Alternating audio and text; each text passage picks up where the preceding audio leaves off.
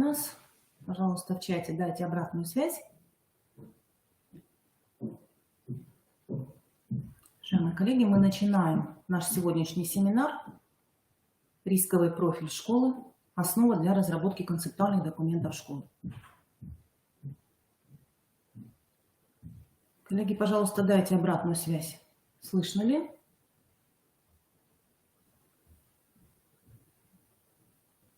Коллеги? Так, все хорошо, плюсики пошли. Замечательно. Сегодня мы с вами работаем по вопросу, связанному с рисковым профилем школы. Коллеги, я готовилась к нашему сегодняшнему семинару еще на выходных, выстроила логику своего выступления, и очень хорошо, что сегодня как раз с утра был семинар для участников проекта, который проводил наш федеральный оператор, Федеральный институт оценки и качества образования. И заместитель директора Федерального института оценки и качества образования Илья Сергеевич Денисенко очень хорошо, доступно, подробно рассказал о том, как и чем будут заниматься школы в рамках проекта. Уважаемые коллеги, я видела среди присутствовавших некоторых из вас, вы можете в чате отозваться, кто сегодня утром в 10 часов этот семинар посетил. Очень важно, что как раз и мое выступление было выстроено в той же логике, в которой выступал сегодня Илья Сергеевич. Несколько слайдов я дополнительно включила еще в свою презентацию. Я надеюсь, что многие из вас приняли участие в нашем установочном семинаре, который проходил вчера. Для кураторов отдельный семинар у нас прошел, отдельный семинар прошел для школ участников проекта. Ну а сегодня мы как раз всей нашей республиканской командой, и школы-участники, и кураторы, и муниципальные координаторы будем разбираться в том, что же делать с рисковым профилем школы, когда мы его с вами получим.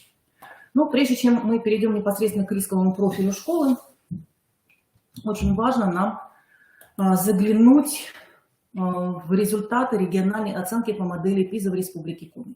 Вчера я буквально 2 слайда из этих результатов вам показывала, но сегодня более подробно мы разберемся, потому что именно вот те аспекты, которые заложены в модель оценки ПИЗа, они как раз дают нам возможность выделить те факторы, которые влияют на образовательные результаты, и определить, какие из этих факторов являются, так скажем, рисковыми факторами, которые лягут в основу рискового профиля для каждой школы, участвующей в проекте.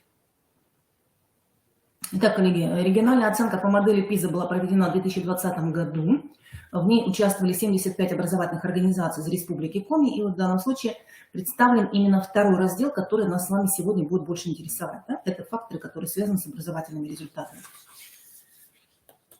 Общие результаты наших обучающихся, вчера я вам показывала этот слайд, мы видим, что пока еще достаточно велика доля тех ребят, которые находятся ниже 2-го уровня сформированности функциональной грамотности. И очень мало ребят, которые достигают уровня 5-го и 6-го. То есть 5-6 уровень, там, где ребята проявляют самостоятельность мышления, да, там, где они уже на практике применяют освоенные грамотности. А уровни со 2 по 4 это вот как раз большинство ребят этих уровней достигает, но этого недостаточно для того, чтобы войти в десятку стран лучших по качеству образования. Поэтому наша с вами задача стремиться к тому, чтобы вот эта красная часть, она у нас уменьшалась, синяя часть, чтобы она на диаграмме нашей последующей возрастала. Ну, сегодня мы с вами более подробно рассмотрим, да, результаты по разным видам грамотности и по тем факторам, которые влияют на результаты обучения. Итак, читательская грамотность. В исследовании ПИЗа для школ входят 3 группы читательских умений. Это умение искать информацию, да, то есть умение ориентироваться в представленной информации для того, чтобы находить либо извлекать фрагменты информации, независимо от формата чтения, да, независимо от того, в печатном формате мы работаем с этой информацией, либо информация представлена нам в цифровом виде. И вот мы видим, что в целом по читательской грамотности Республика Коми достигает уровня 486 баллов, то есть до 500 баллов мы с вами не дотягиваем. Умение находить, извлекать информацию неплохо, до 490 баллов. Меньшая оценка у нас идет по умению интерпретировать и интегрировать информацию. Умение осмыслять и оценивать информацию, наибольшее количество баллов, 491, но все равно это меньше, чем 500. Да? Понимание включает в себя обработку прочитанного с целью придания тексту внутреннего смысла, независимо от того, как этот текст сформулирован. И, конечно, очень важно это умение осмысливать и оценивать информацию. То есть сюда включается использование знаний, использование представлений, взглядов, которые выходят за рамки текста. Для того, чтобы соотнести информацию, которая в тексте представлена, с своим собственным опытом, с учебным опытом, с бытовым опытом и системой ценностей, которая у ребенка уже сформирована. То есть видим, да, по читательской грамотности мы пока еще 500 баллов в 2000 году не достигли. По математической грамотности исследование ПИЗа определяет, насколько эффективно образовательная организация готовит ребят к использованию математики во всех сферах их личной, социальной и профессиональной жизни в 21 веке.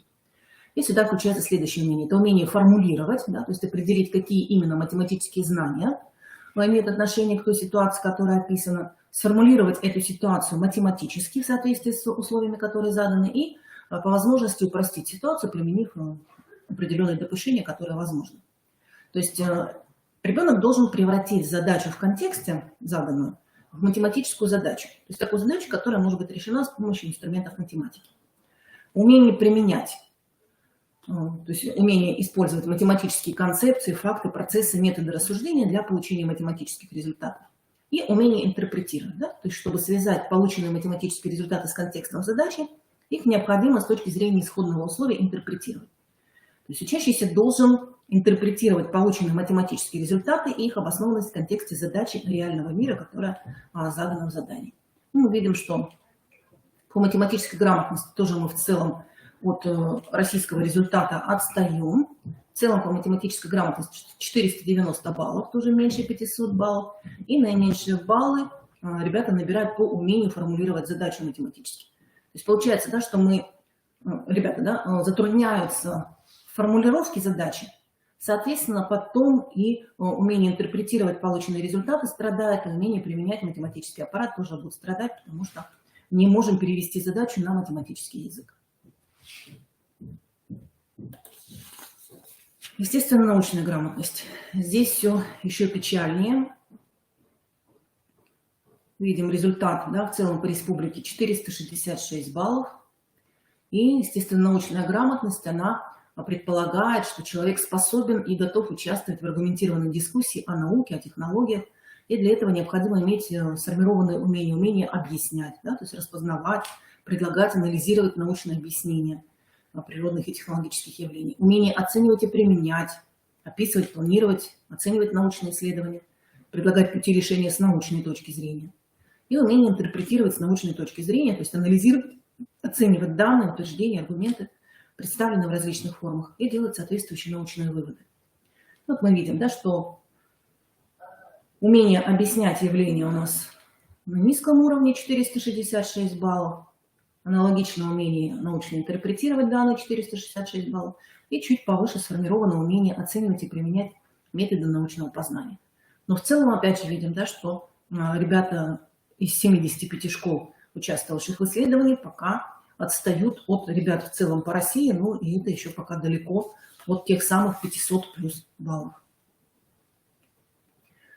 Ну, очень важно, что исследование ПИЗа и по материалам ПИЗа, оно дает нам возможность не просто выявить уровень грамотности, да, не просто выявить уровень, естественно, научной, математической, читательской грамотности, но и определить те факторы, которые связаны с образовательными результатами, то есть те факторы, которые влияют на образовательные результаты. И в исследовании ПИЗа выделены вот 3 группы этих факторов. Прежде всего, это ресурсы образовательной организации, то есть материальное оснащение, кадры, профессиональная подготовка, повышение квалификации кадров, да, цифровые ресурсы школы, оснащение школ цифровыми ресурсами, цифровые компетенции учителей и барьеры, которые ограничивают потенциал образовательных организаций. Вторую группу факторов составляют практики школьного управления. Сюда включается углубленное изучение предметов, участие учащихся в олимпиадах и конференциях, образовательная траектория выпускников, профессиональная ориентация, открытость образовательной организации, да, то есть ее сотрудничество с окружением и вовлеченность родителей в образовательный процесс. Третью группу факторов составляет контингент обучающихся и педагогические практики. Это мотивация ребят к обучению, да? Это наличие либо отсутствие травли, буллинга. Это дисциплина на уроках, это учительские практики и дисциплина. Учительские практики и результаты исследований, да? То есть как учитель поддерживает исследования и как учитель поддерживает дисциплину. Это взаимоотношения учителей и обучающихся, это результаты по уровню грамотности в сопоставлении с учительскими практиками. Это читательская грамотность как метапредметный навык. Читательские стратегии, результаты по уровню грамотности, а также карьерные ожидания учащихся.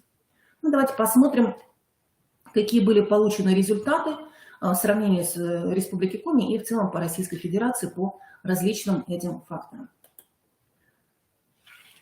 Так, фактор материальное оснащение.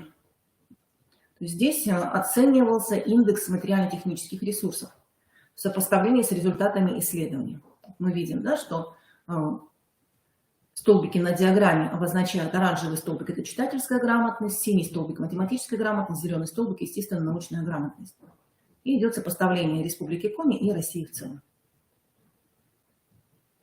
Среди материально-технических ресурсов выделялись учебные материалы, их наличие, библиотечный фонд, цифровые устройства для учебного процесса, программное обеспечение, доступ к сети интернет и скорость подключения, качество беспроводной сети и Wi-Fi, учебное пространство и объекты инфраструктуры образовательной организации. И, коллеги, наглядно видно, да, что если индекс материально-технических ресурсов меньше 50% в левой части диаграммы, то результаты существенно ниже, чем когда индекс материально-технических ресурсов более чем 75% в правой части диаграммы. В целом по России тоже это наблюдается. Но в Республике Коми мы видим, да, что вот эта разница, она более существенна, если сопоставим правую и левую части диаграммы. Конечно, если у нас с вами есть материальное оснащение достаточно, и если мы грамотно его используем в образовательном процессе, то это влияет на повышение образовательных результатов обучающихся. Следующий параметр – это кадры и профессиональная подготовка. Ну, вот здесь обозначено, что и исследования по общероссийской выборке, и исследования по Республике Коми показывают также значимые различия результатов оценки по модели ПИЗа в связи с квалификацией педагогов образовательных организаций. И лучшие результаты по всем видам грамотности демонстрируют те образовательные организации, в которых более высокая доля, более 50% педагогов высшей квалификационной категории.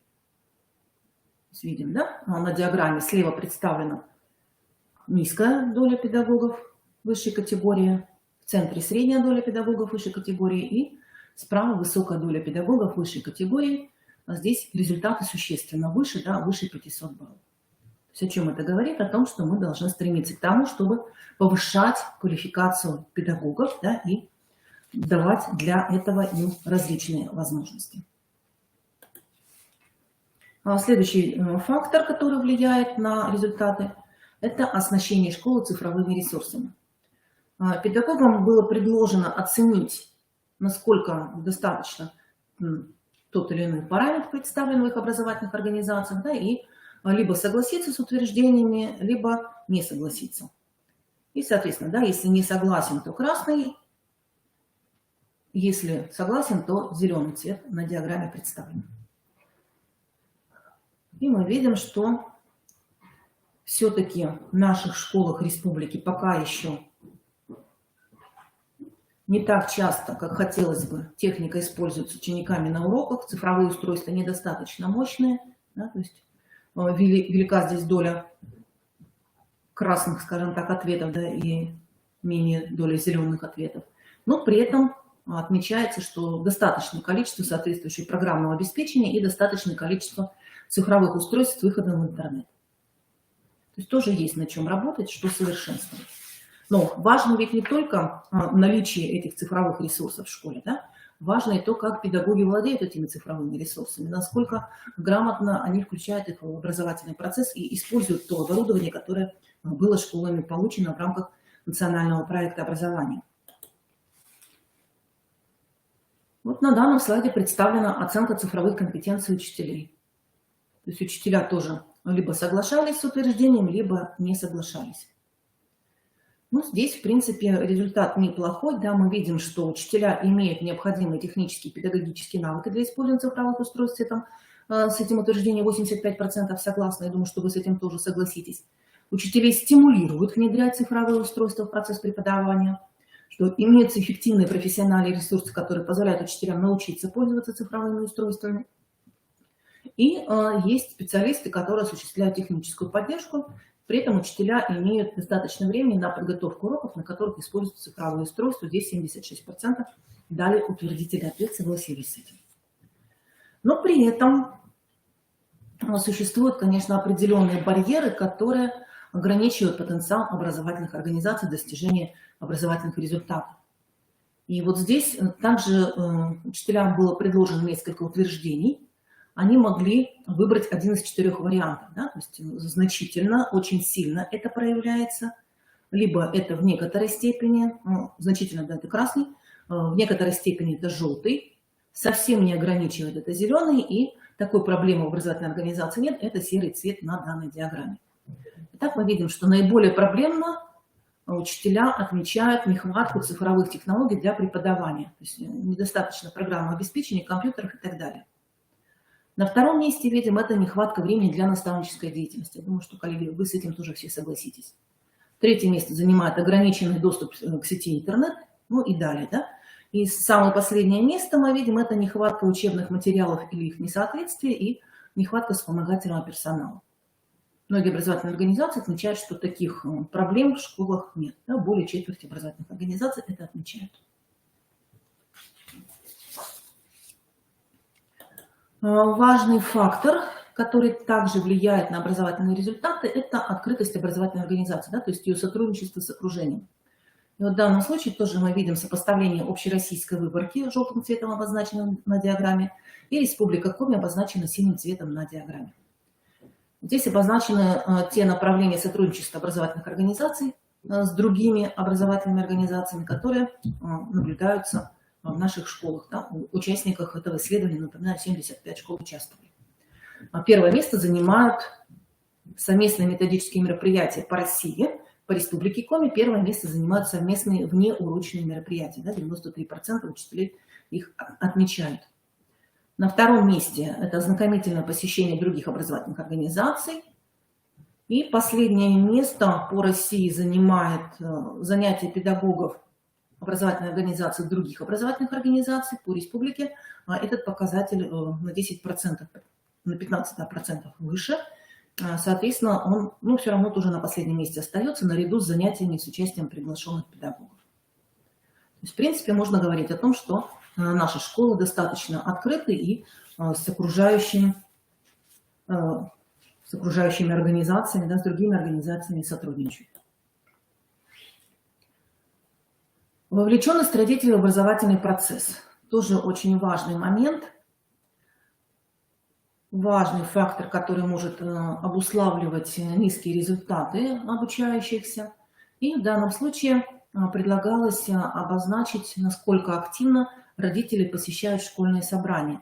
И это также было связано с результатами исследований. Да? Напоминаю, что вот у нас оранжевый столбик – это читательская грамотность, синий столбик – это результаты по математической грамотности, и зеленый столбик – результаты по естественно-научной грамотности.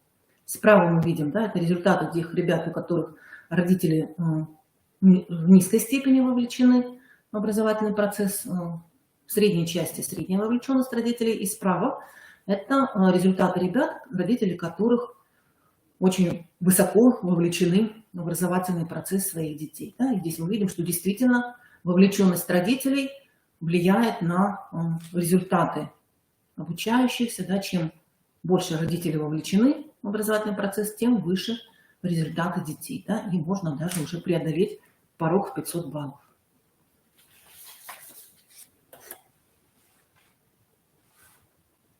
Вот слайд из сегодняшней презентации Ильи Сергеевича Денисенко. Это эффективные педагогические практики. То есть очень важно, что в исследовании ПИЗа выстроена вот эта взаимосвязь между теми педагогическими практиками, которые применяет учитель, и результатами по читательской грамотности, в данном случае представлены.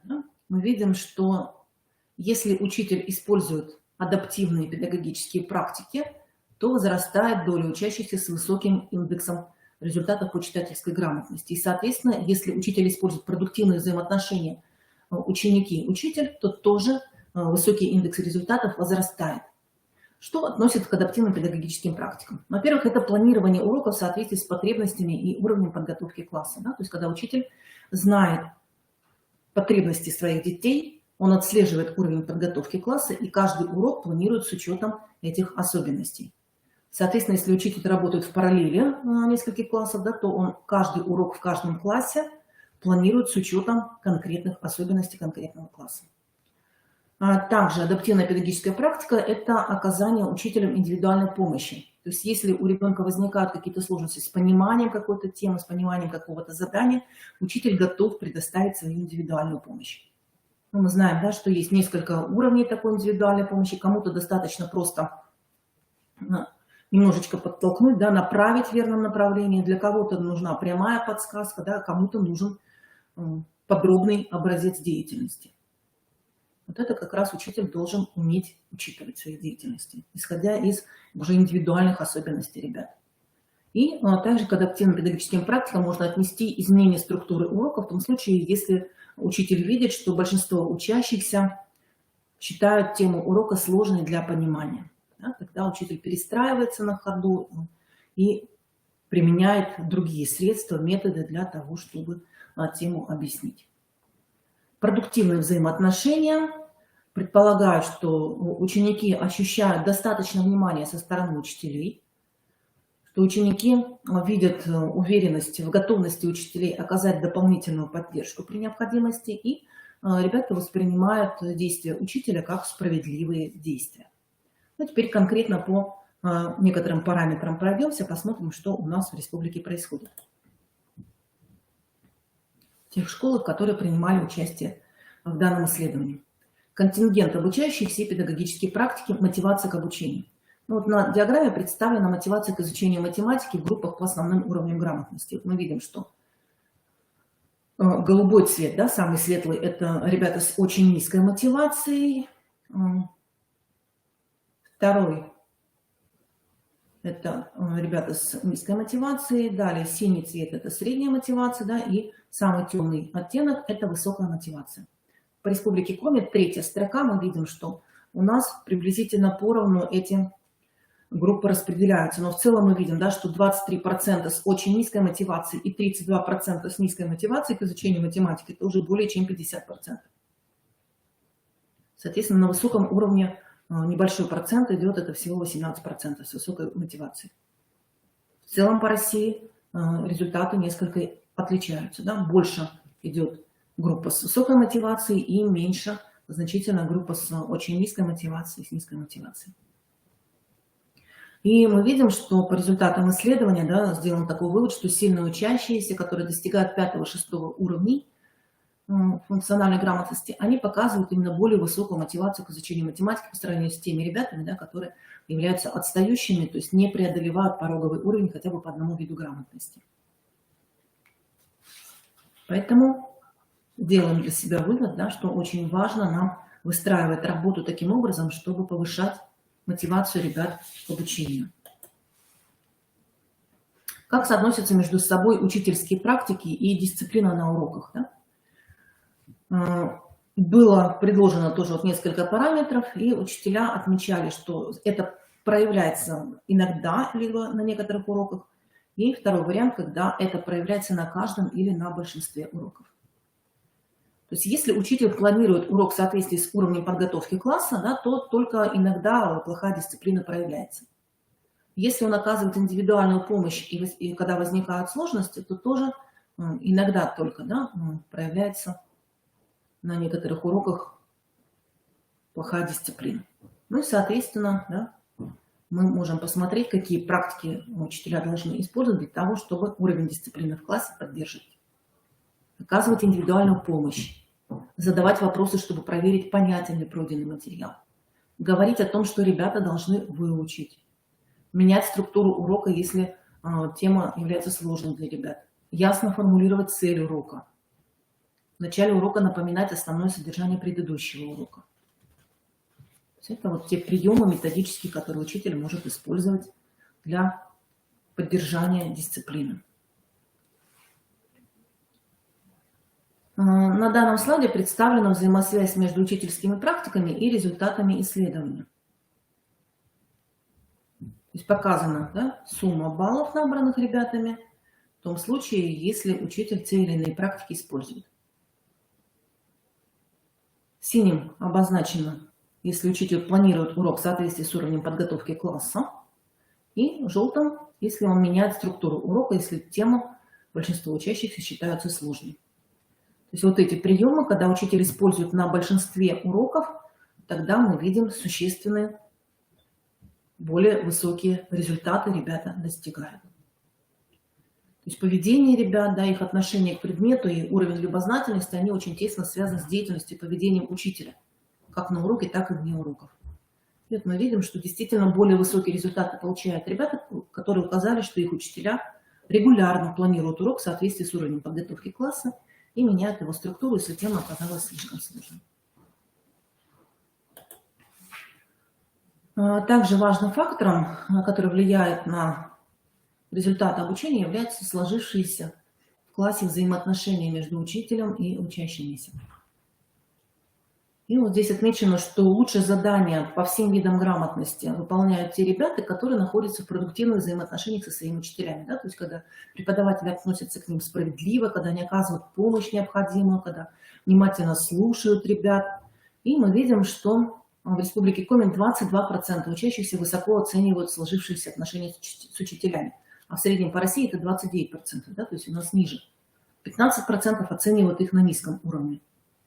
То есть это выше, чем в среднем по России.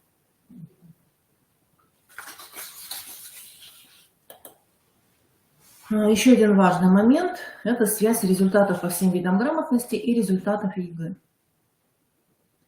Представлены также результаты по данному параметру по России в целом и по Республике Коми, да, и по 3 видам грамотности. Оранжевый столбик – читательская грамотность, синий столбик – математическая грамотность, и зеленый столбик – это, естественно, научная грамотность.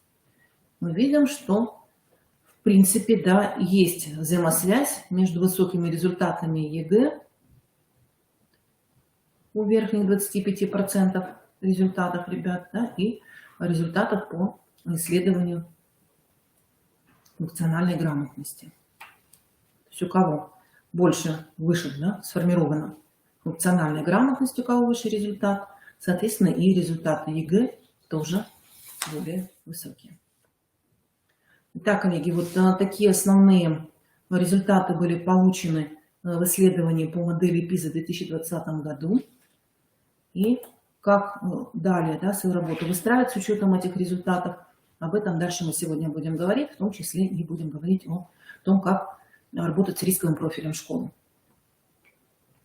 Ну, в целом, когда ФИОКа обобщила все результаты всех регионов, принимавших участие в оценке по модели ПИЗа, то они увидели, что есть общие признаки у тех школ, которые в ПИЗа показывают более высокие результаты. То есть это такой командный дух, да, это сотрудничество в педагогическом коллективе, это стремление к инновациям, это развитые технологии обратной связи учитель-ученик и технологии мотивации учеников.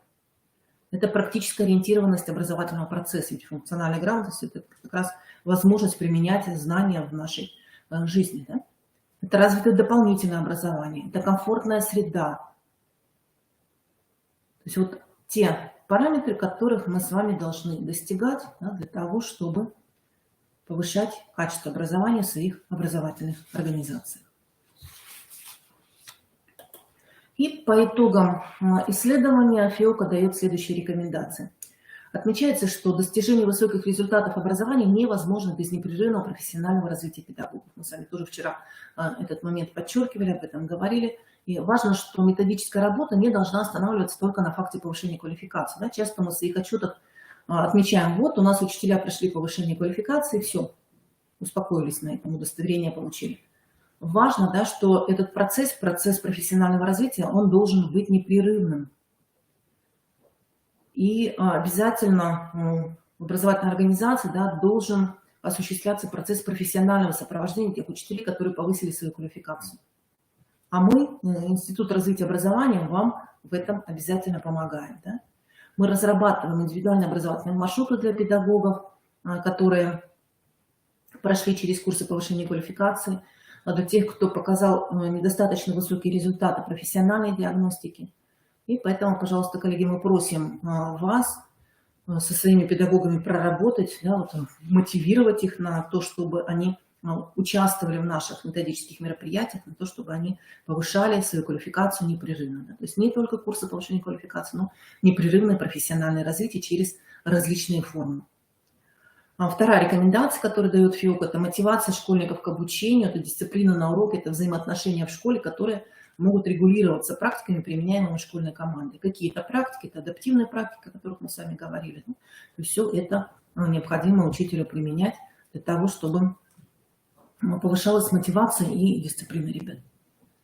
Образовательные организации, которые открыты для взаимодействия с окружающей средой, которые устанавливают партнерские отношения с организациями по соседству, которые активно увлекают родителей в жизнь школы, они, конечно же, добиваются более высоких результатов, чего мы и вам тоже желаем. Да?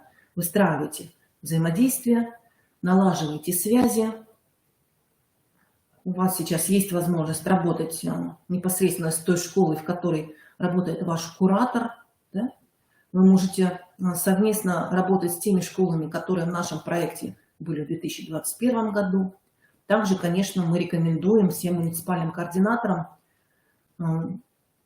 проработать программы поддержки школ с низкими результатами, которые вы разрабатывали в рамках проекта «Эффективная школа» в предыдущие годы. И, конечно, вот это взаимодействие между школами внутри муниципалитета, да, межмуниципальное взаимодействие, оно, конечно, очень важно выстраивать, налаживать и активно вовлекать, в том числе и родителей в жизнь школы. Также отмечается, что практика преподавания естественно-научных предметов нуждается в обновлении, а развитие метапредметных умений и межпредметных связей в рамках школьных курсов научных дисциплин является обязательным условием повышения результатов. Именно поэтому, да, во многих сельских школах открылись точки роста. Коллеги, мне бы хотелось, чтобы вы сейчас в чате отозвались, у кого в школе есть точка роста. Прям наименование школы. Вот, Светлана Геннадьевна, я, к сожалению, не знаю, какую школу вы представляете, поэтому прошу указать все-таки, какая школа. Первомайский. Летка. Замечательно. Каджиром. Очень хорошо. Кайгородок. Вухтым. Так, коллеги, у кого еще точка роста функционирует?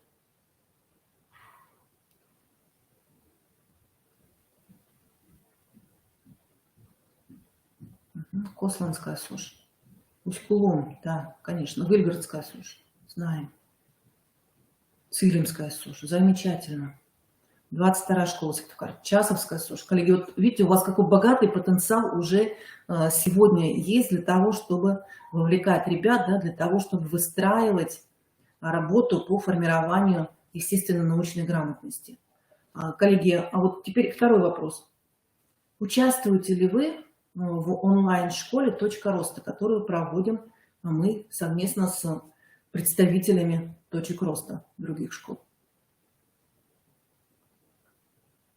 Либо в других мероприятиях, которые для точек роста мы проводим. Замечательно, коллеги.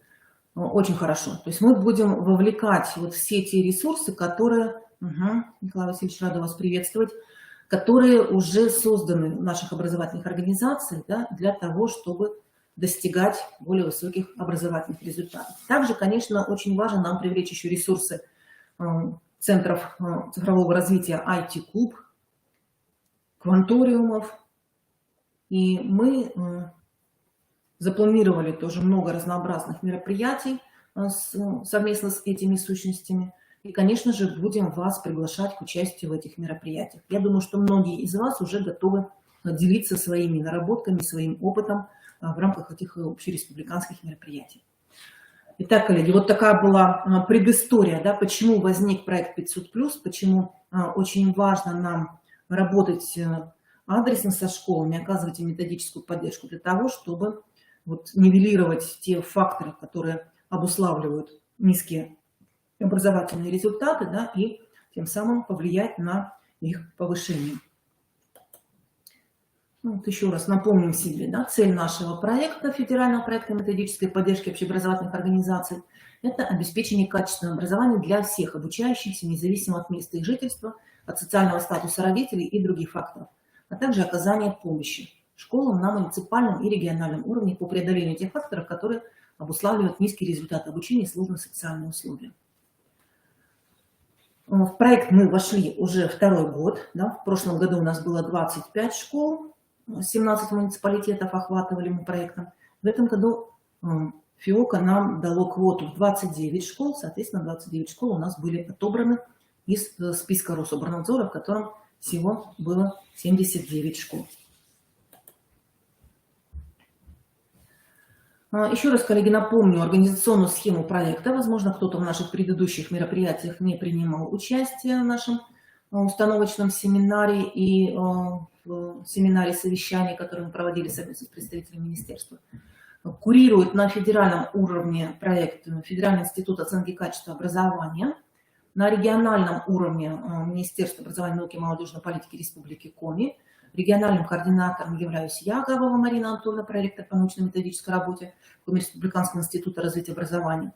Наш институт оказывает в целом методическую поддержку всем участникам проекта, а это школы и это кураторы.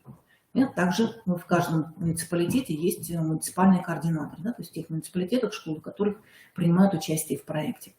С нами совместно работают 29 школ, 29 управленческих команд, да, и профессиональных команд, 18 муниципальных координаторов и 26 кураторов.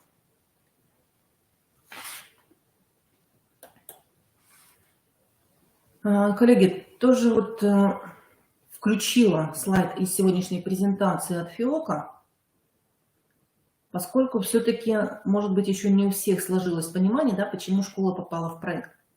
Основной причиной, да, попадания школы в проект – это низкие результаты процедуры оценки качества образования, прежде всего, да, это вот взаимосвязь результатов ВПР, результатов ОГЭ и ЕГЭ. Это сложные контекстные факторы. И в том случае, когда регион считает, что именно ваша школа – это потенциальный лидер. То есть ваша школа может стать ресурсным центром управленческого опыта по выходу из кризиса. И действительно, у нас в рамках проекта в 2021 году определились несколько таких образовательных организаций, которые вышли из списка Рособорнадзора школ с низкими образовательными результатами. И у нас кураторы из этих образовательных организаций в этом году работают уже с вами, со школами проекта 2022 года. Коллеги, ну, я думаю, что нам сейчас уже не стоит задавать себе вопрос, почему наша школа в проект попала. Наша с вами задача сейчас найти ответы на вопросы, что делать и как из этого списка, из списка школ с низкими результатами выйти, да? Как повысить образовательные результаты. И первый шаг, который мы с вами должны будем сделать, это, конечно же, проанализировать те рисковые профили, которые выстроены ФИОКа на основе результатов анкетирования, в котором все школы-участники принимали участие. Еще раз важно отметить, что основная задача школы, в отношении которой реализуются меры поддержки, да, той школы, которая стала участником проекта, это планирование и реализация тех мер, которые могут привести вас к наступлению позитивных изменений. То есть нужно постараться внедрить новые практики по тем направлениям работы, где сосредоточены сегодня еще пока наибольшие риски снижения результатов. А для этого, коллеги, нам с вами важно у себя сформировать навыки объективной самооценки. Да? То есть очень важно уметь определить свои дефициты, осознать их и разработать меры по их компенсации. Во-вторых, это навыки целеполагания, да? Потому что очень важно, насколько точно мы с вами сформулируем цель, насколько точно мы сформулируем задачи. От этого зависит вся наша последовательность шагов, от этого зависит успешность достижения этой цели. И, конечно, мы все с вами должны стремиться к освоению навыков управления на основе данных. Сегодня достаточно много у нас уже есть различных данных. Вот, в частности, мы с вами рассмотрели уже результаты по модели PISA. Да?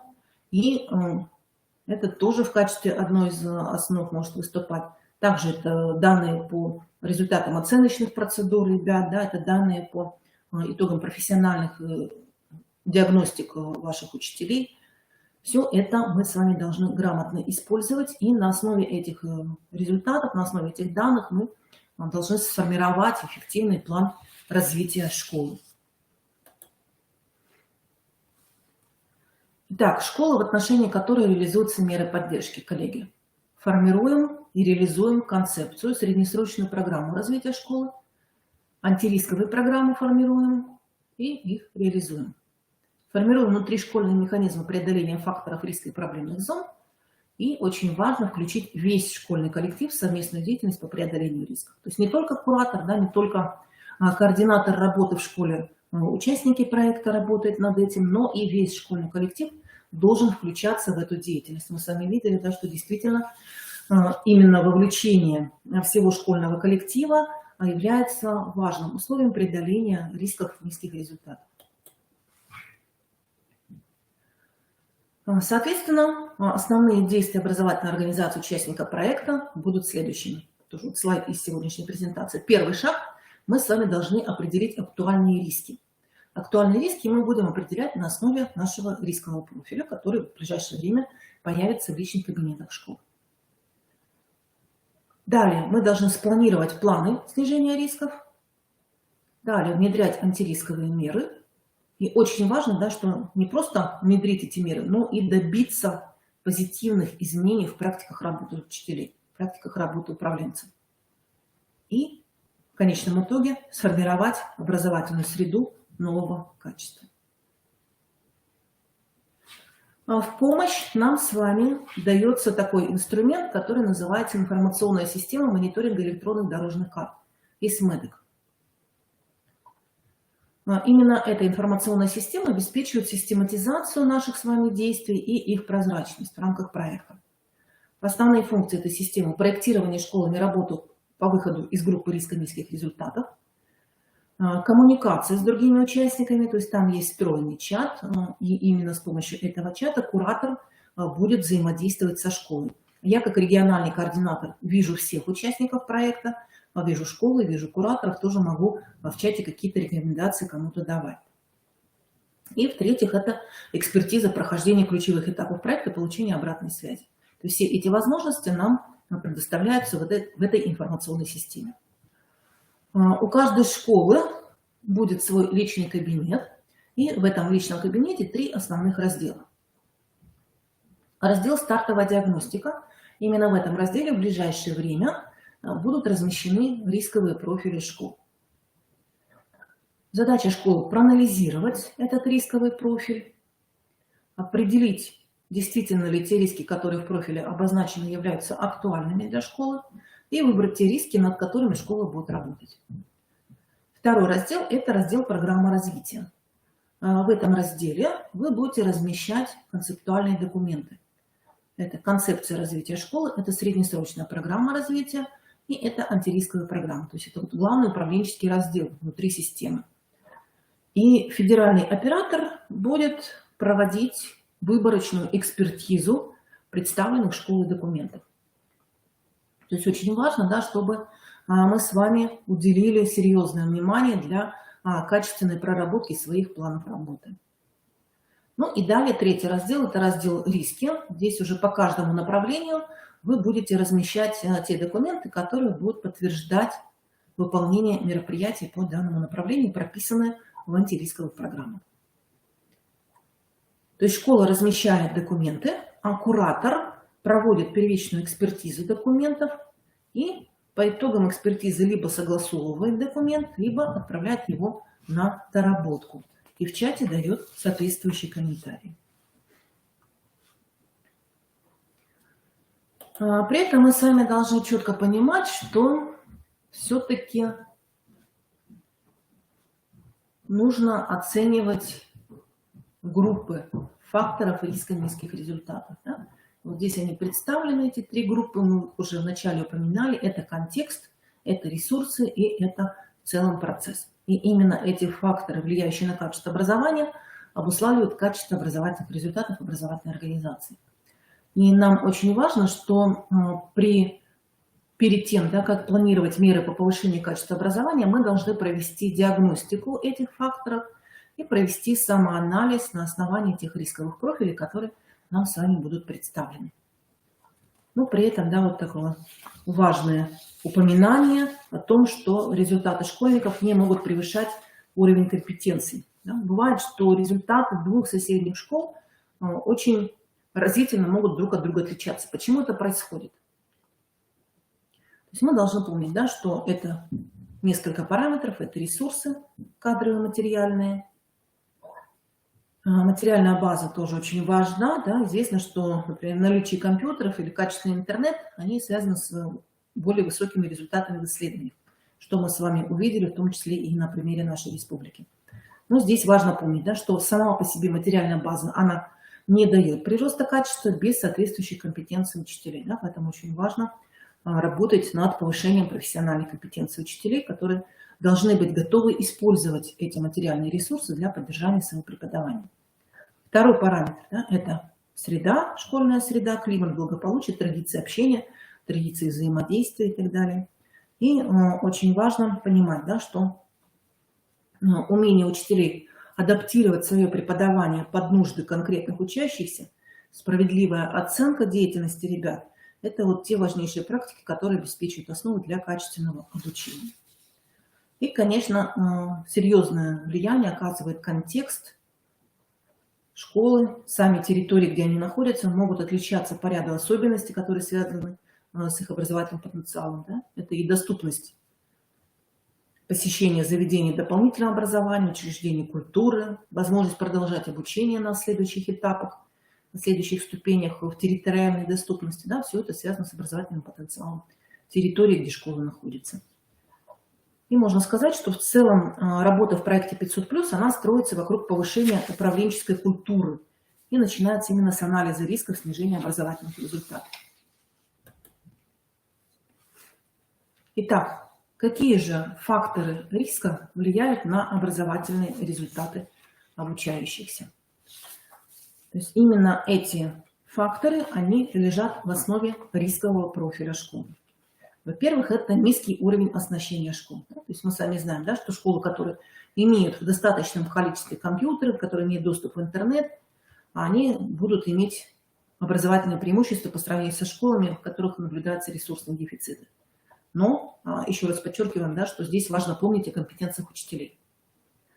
Во-вторых, это, конечно же, дефицит педагогических кадров. Именно отсутствие специалистов-предметников может стать для школы таким своеобразным критическим вызовом.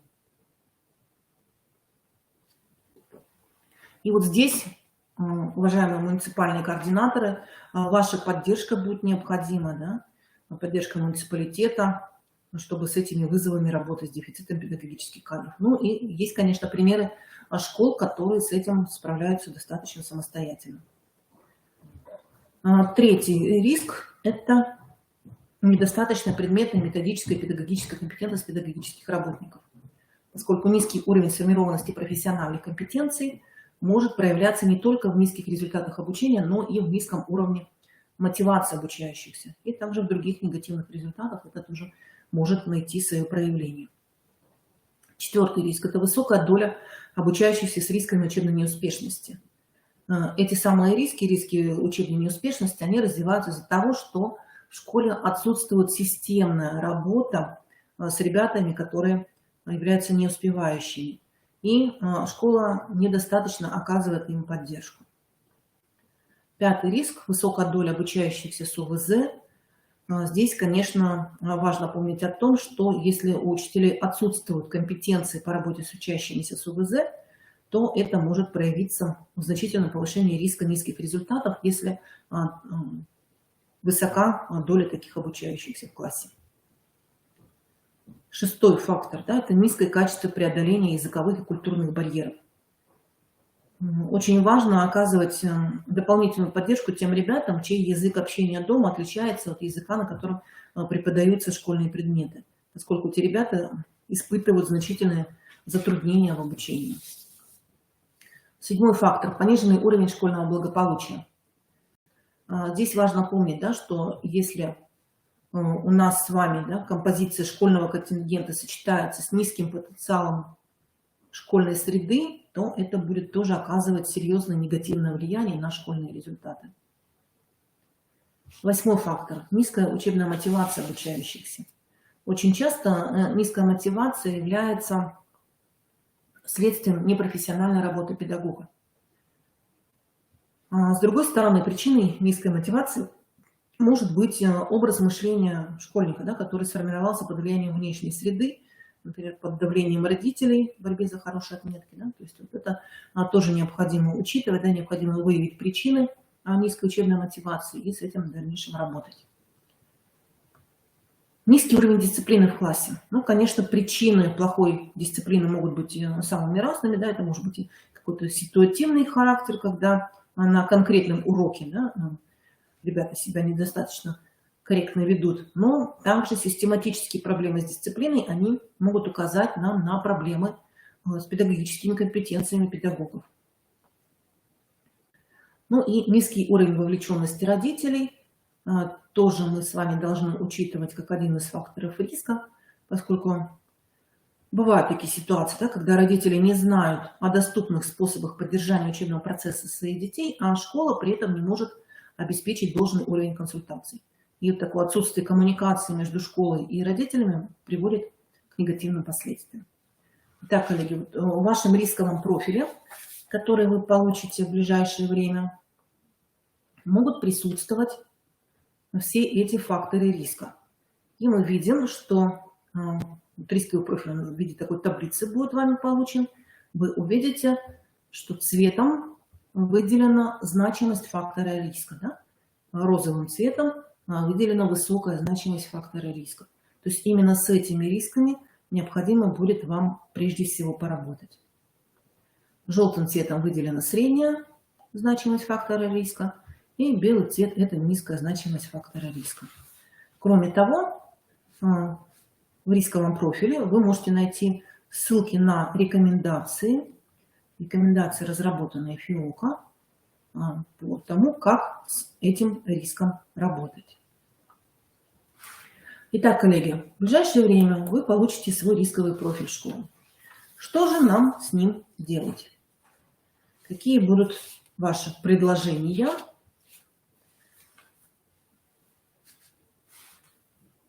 Вы получили рисковый профиль школы, с чего начнете работу с этим рисковым профилем. Кое-что мы с вами уже тут обозначили, некоторые шаги. Какой будет первый шаг? Пожалуйста, ваши предложения в чате. Что делать с рисковым профилем школы? С чего начать работу?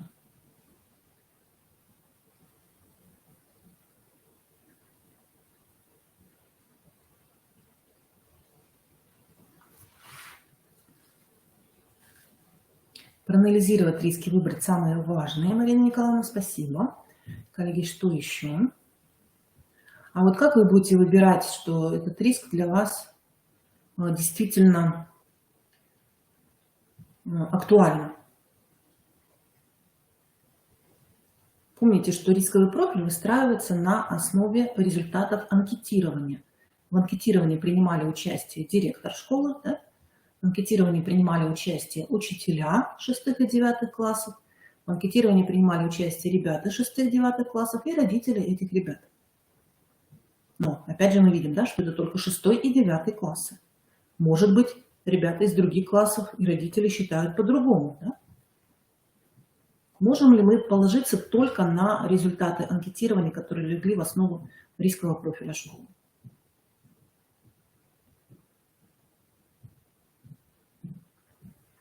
Коллеги, какие еще будут предложения? Так, замечательно. Посетить школу, провести беседы. Кто должен посетить школу? Специалист управления образования? Либо кто-то еще? Куратор. Замечательно, да, конечно. Да, вот здесь уже роль куратора на этом этапе начинает проявляться. Да? Это вот самый важный момент, когда куратор совместно со школьной командой анализирует рисковый профиль. И, конечно, желательно, да, куратору школу все-таки посетить, найти такую возможность. Муниципальный координатор очень важно тоже, чтобы муниципальный координатор подключался к этому процессу. Замечательно. Так, хорошо, жду еще предложения, пока еще не вижу того, что хотела бы от вас услышать. Так, куратор должен посетить школу, взять из всего перечня пассивно актуальные для школы риски. Хорошо. Побеседовать с директором, с педагогами, с учащимися. Хорошо. Так, замечательно. Вот Сысоевский нам уже тут целый алгоритм дает. Если миски обсудить со школой, с координаторами, выбрать, а далее перевести в задачу. Хорошо. Коллеги, еще какие еще действия на первом шаге мы с вами должны осуществить? Еще раз повторяю свой вопрос. Как понять, что именно этот риск является для вас действительно актуальным?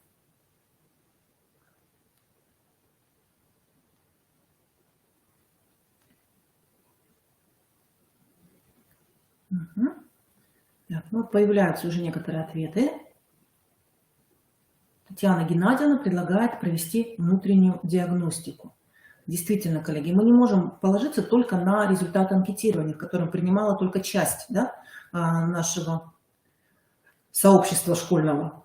То есть очень важно провести также и внутреннюю диагностику. Замечательно, коллеги. Вот что будет входить во внутреннюю диагностику, сейчас мы как раз об этом поговорим.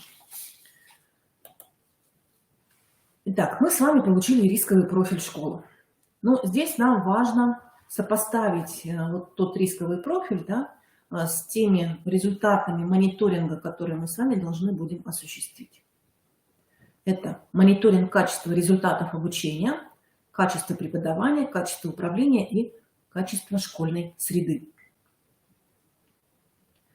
Коллеги, мы в проекте «Эффективная школа» разработали вот такие методические рекомендации для руководителей общеобразовательных организаций по повышению качества образования и принятию управленческих решений на основе результатов мониторинга качества обучения, преподавания и управления. И в данном пособии представлен диагностический инструментарий, который вы можете использовать для проведения внутренней диагностики. Здесь представлен QR-код. Находится это пособие на платформе «Мобильный методист» в разделе «Методические рекомендации». После работы с нашей презентацией мы с вами зайдем и посмотрим, что где можно будет найти. Итак, мы предлагаем для вас несколько анкет.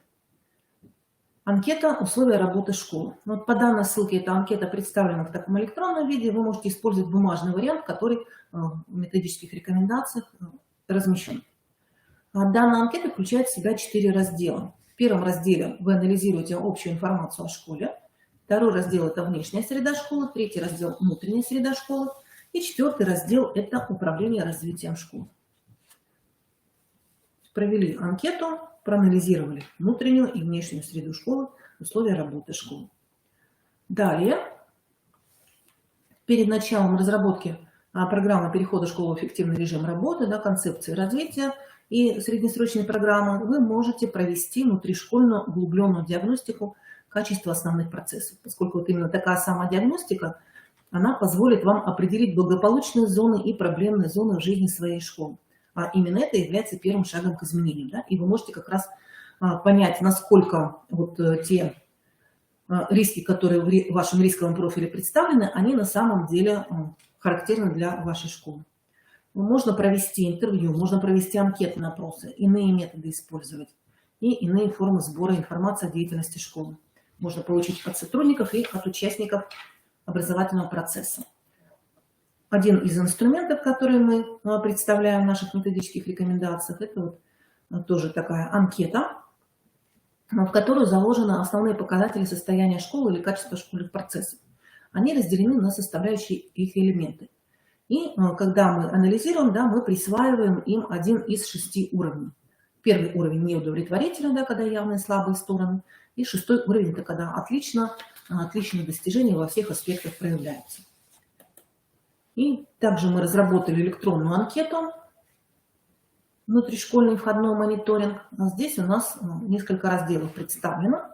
Анкеты были разработаны на основе материалов, представленных в книге «Я эффективный директор. Как разработать и реализовать программу улучшения руководства школы».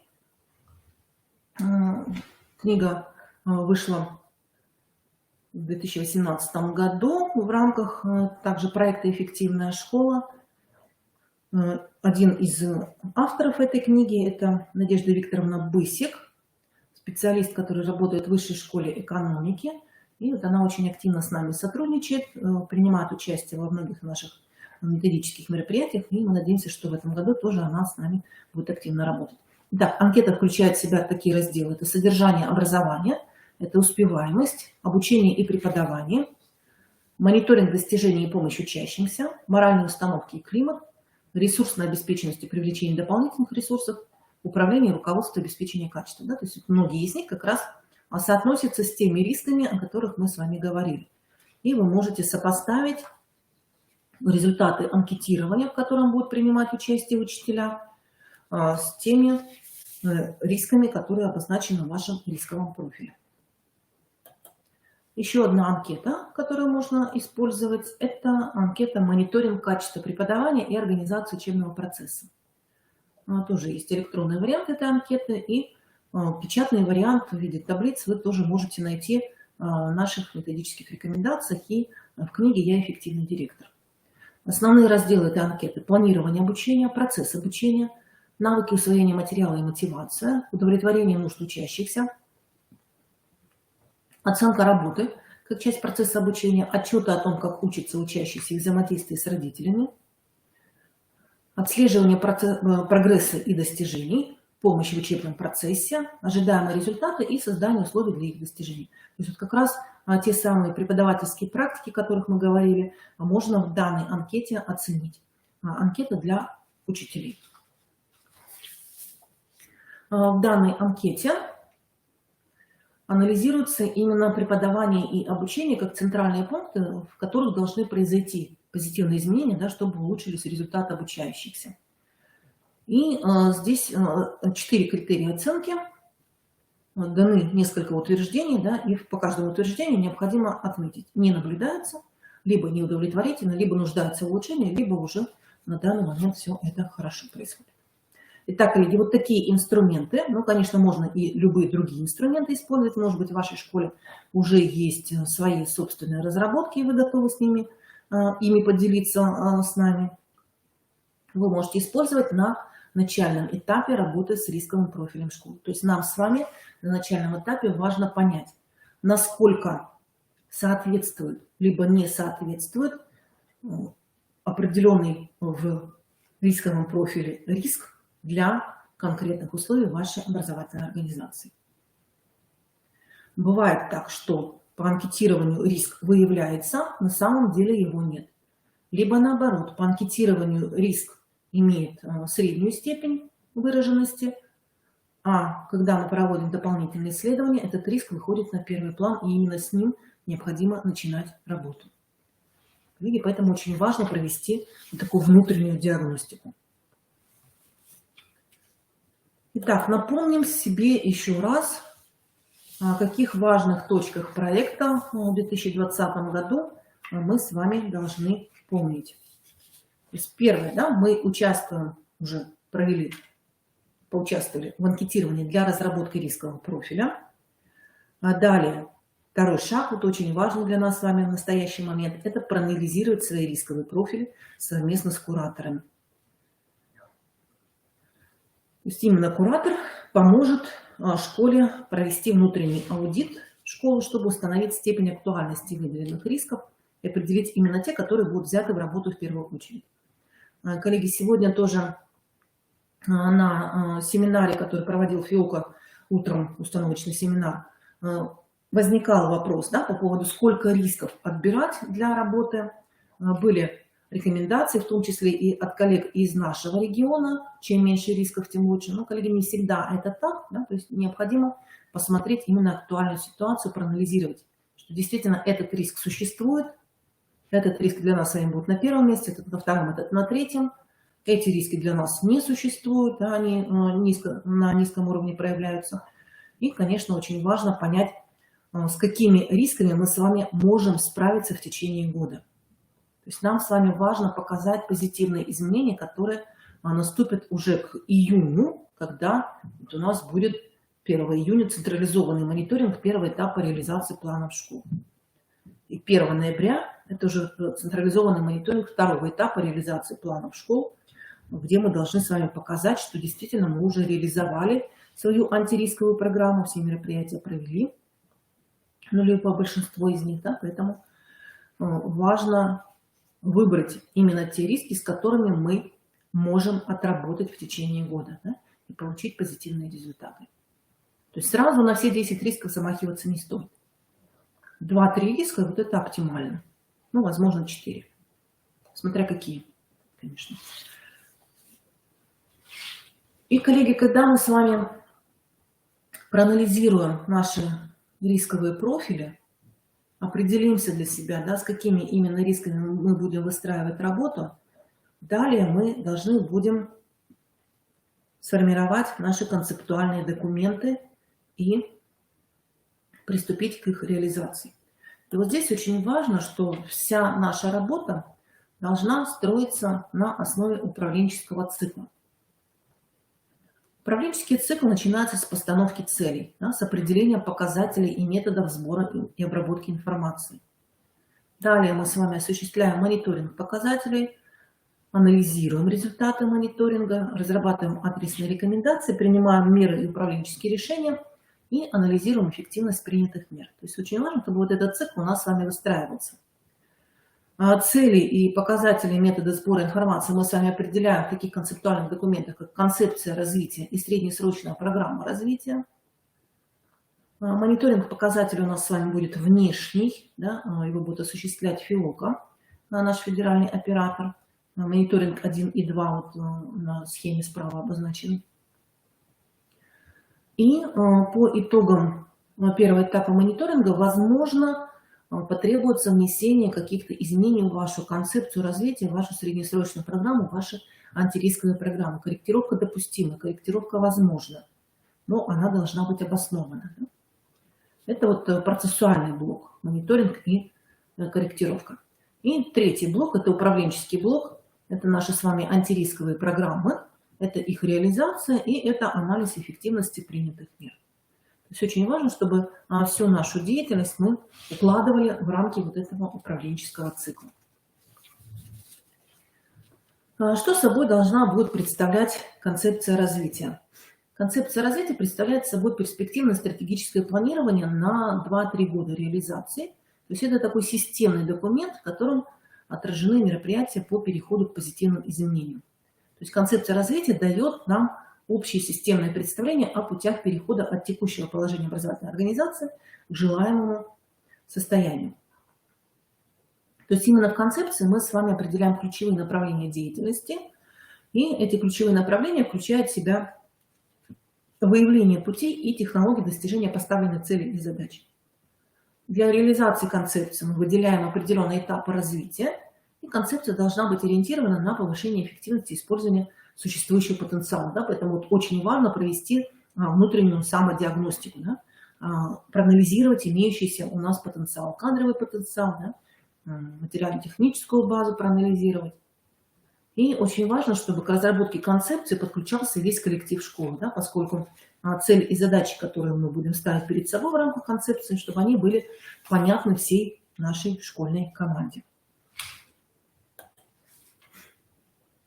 Среднесрочная программа развития разрабатывается сроком на 1 год и представляет собой уже тактическое планирование, то есть это такой план действий, в котором мы прописываем цель и задачи развития школы на ближайшее время, описываем условия и меры по достижению наступления позитивных изменений.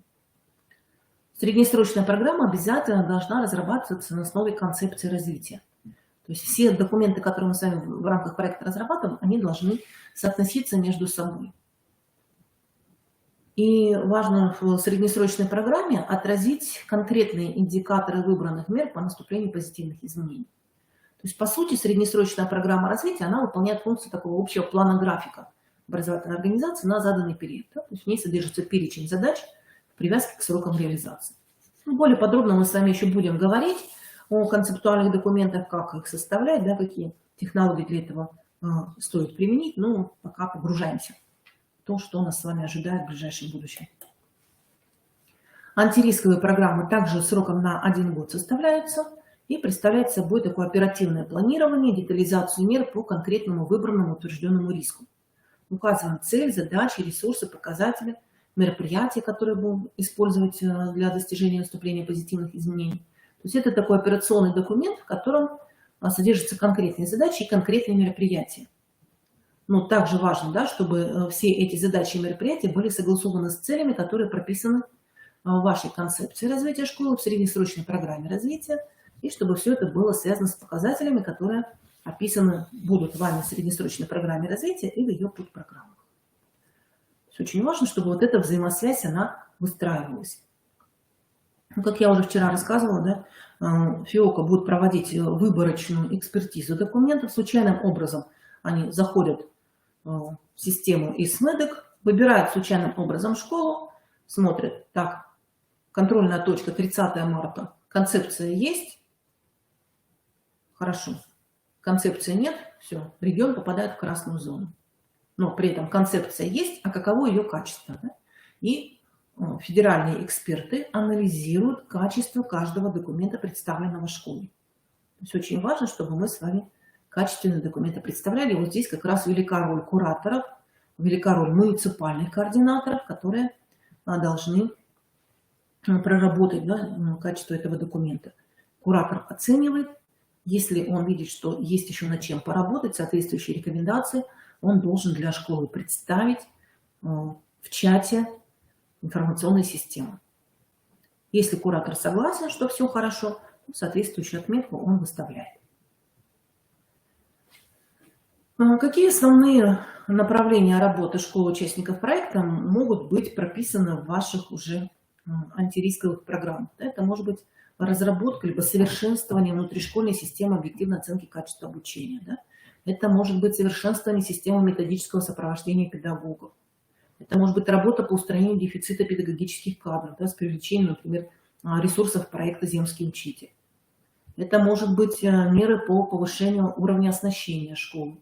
Здесь тоже очень много интересных предложений в рамках проекта прошлого года от наших школ было.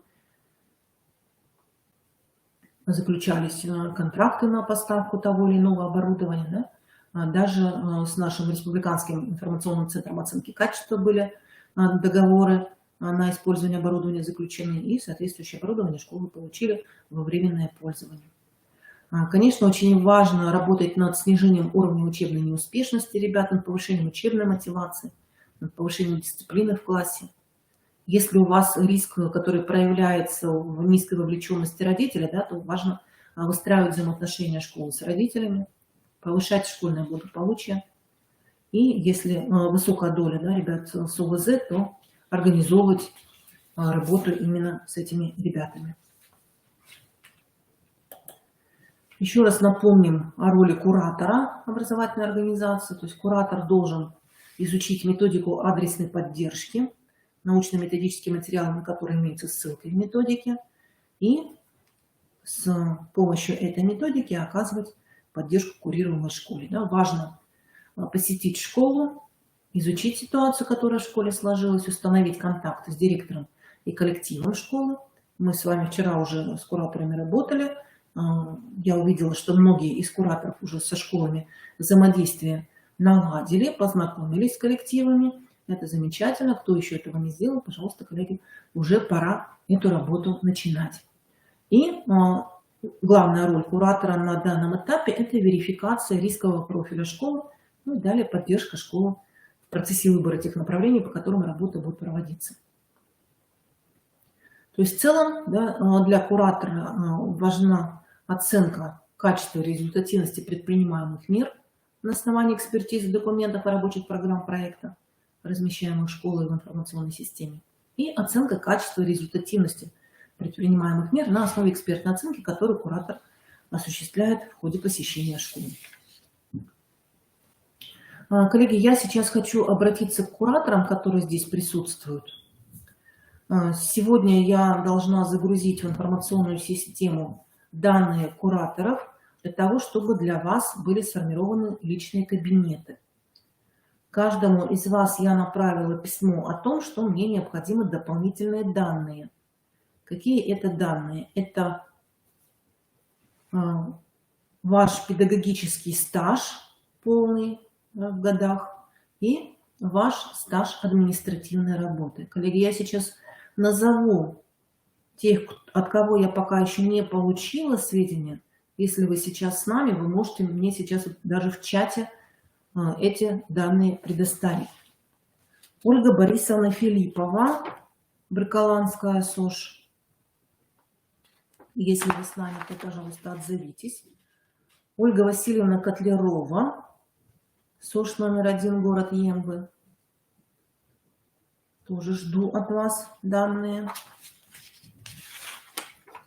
Ангелина Сергеевна Шуктомова, школа номер 22, города Сыктывкара. Где-то вы тут с нами были. Ольга Васильевна, к сожалению, вот не получила, не отмечена у меня. Можете сейчас в чате продублировать, я сразу себе отмечу, запишу. Хорошо, спасибо. Так, Ангелина Сергеевна, если вы с нами, тоже, пожалуйста, жду от вас информацию. 22-я школа, кто-то у нас был, я видела, да? Передайте, пожалуйста, Ольге Сергеевне. И Марина Константиновна Цан, СОЖ села Усть-Кулом. Тоже, к сожалению, не получила эту информацию. Коллеги, если Усть-Кулом с нами здесь на связи, пожалуйста, передайте Марине Константиновне, что я эту информацию от нее жду. И сегодня мы должны будем ее загрузить. То есть я не могу загрузить полностью файл от республики, пока у меня нет вот этих вот 4 еще наших кураторов. Итак, коллеги, наши с вами ближайшие задачи. Так, Ольга Васильевна, вижу. Для школ важно проанализировать рисковый профиль, провести дополнительные исследования для верификации рисков. Методики некоторые я вам продемонстрировала. В том пособии, которое я обозначила, там есть еще и другие методики. Сейчас заглянем, увидим их. Так, Ольга Васильевна, 25,6. Спасибо.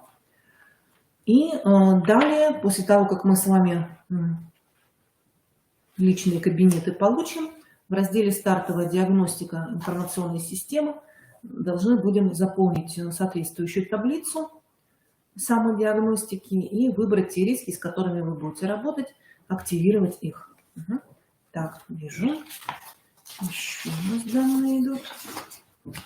Ангелина Сергеевна, 8,6. Спасибо. Кураторы, они, конечно, работают совместно со школой, знакомятся со школой, с профессиональной командой, по возможности школу посещают и совместно с коллективом школы проводят верификацию рисков. И далее мы с вами вместе приступаем к формированию концептуальных документов. Так, уважаемые коллеги, еще раз напоминаю наши контакты. Уважаемые коллеги, в разделе «Вопросы» я разместила ссылки на сайт ФИОКа, на котором можно найти информацию, на форум участников проекта, на телеграм-канал ФИОКа и на личный кабинет на ФИСОКа. Сейчас, коллеги, мы с вами зайдем на сайт ФИОКа, посмотрим, где что можно будет найти, и потом на сайте института тоже посмотрим, где какие ресурсы размещены. Сейчас я, коллеги, подключу демонстрацию экрана.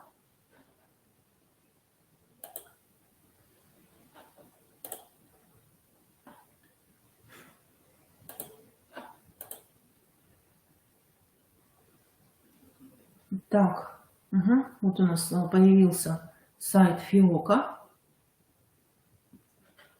На сайте ФИОКа мы с вами заходим в раздел «Оценка качества образования» и выбираем методика адресной помощи 500+. Здесь можно скачать, нужно скачать саму методику оказания адресной методической помощи. Она очень хорошо скачивается. Это ваша настольная книга куратора, настольная книга участника проекта. Здесь внутри прямо представлены ссылки на конкретные документы, с которыми вы можете проработать.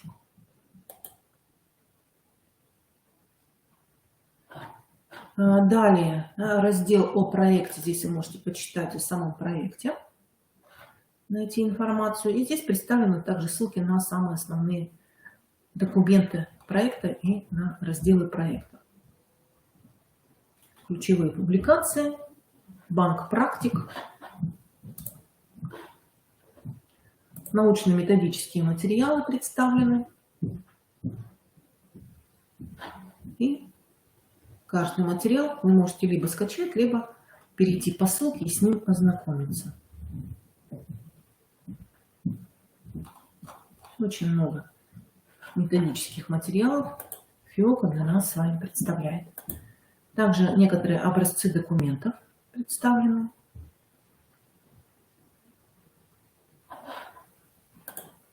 Обновленные уже по итогам проекта 2021 года.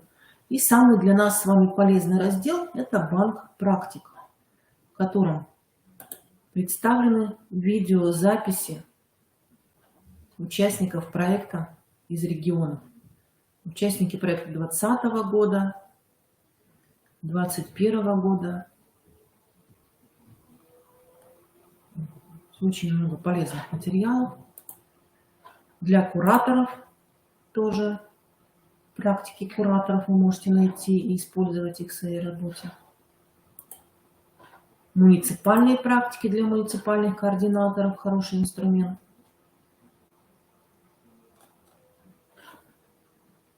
И региональные практики. Итак, коллеги, вот все это вы можете найти на сайте ФИОКа.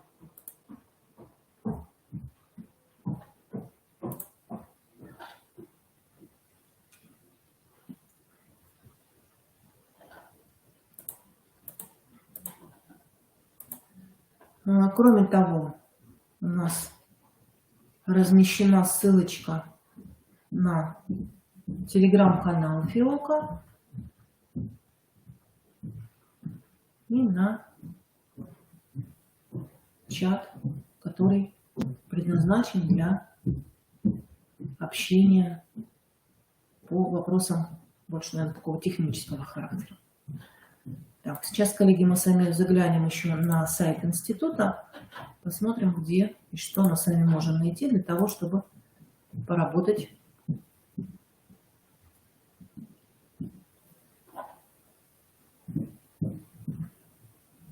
с нашими республиканскими документами.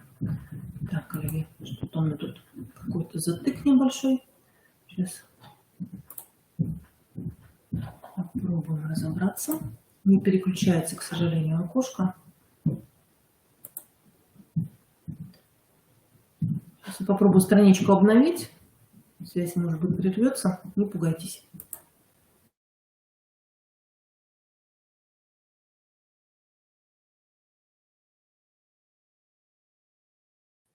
Итак, мы обновили страничку. Начнем трансляцию рабочего стола.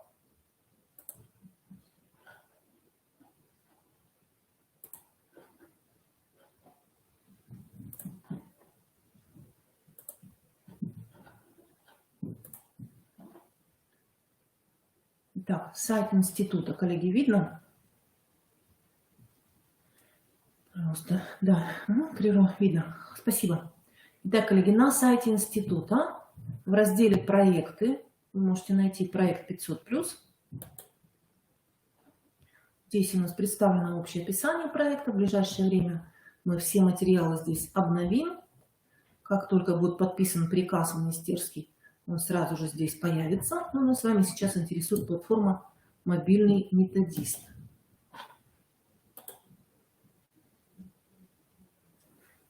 Итак, мы переходим с вами на платформу «Мобильный методист». И здесь вы сможете также найти все необходимые для вас материалы. В разделе «Документы»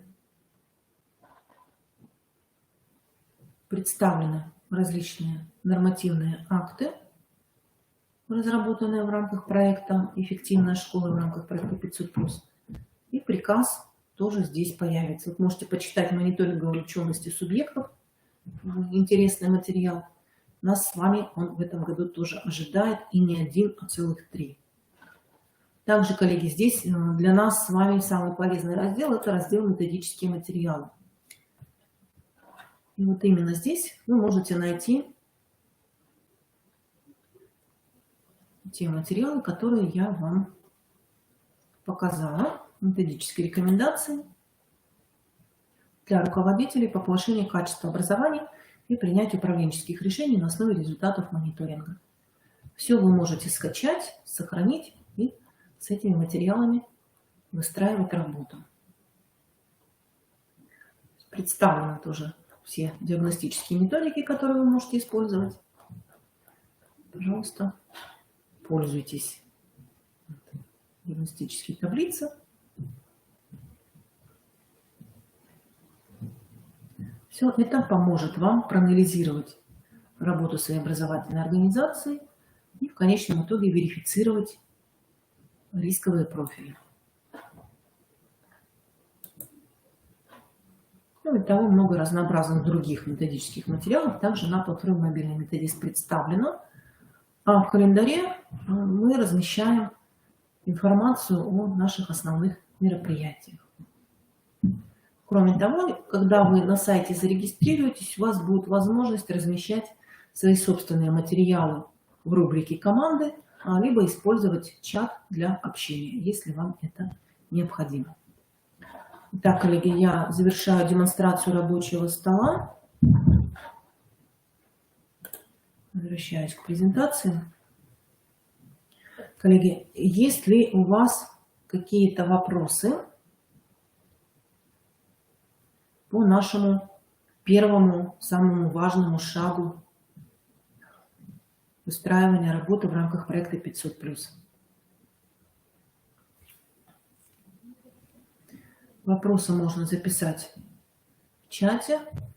Был один из вопросов во вкладочке «Вопросы», я на него ответила. Видеозаписи мы будем размещать на нашем сайте в разделе 500+, и также на платформе «Мобильный методист» все это будет размещено.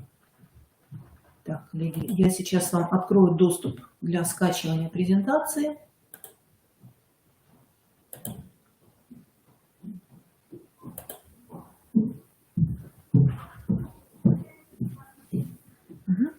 Так, пожалуйста, коллеги, отметьте, удалось ли скачать вам презентацию. Можете страничку обновить, если вдруг презентация у вас не появилась. Замечательно. Итак, вот это вот наш с вами первый инструмент, с которым мы начинаем нашу совместную работу. Коллеги, я благодарю всех участников нашего сегодняшнего семинара. Нас было более 50 человек. И, коллеги, еще 2 куратора мне еще пока не отозвались. Ну, придется звонить и уточнять параметры. Коллеги, спасибо всем. Удачной нам всем работы.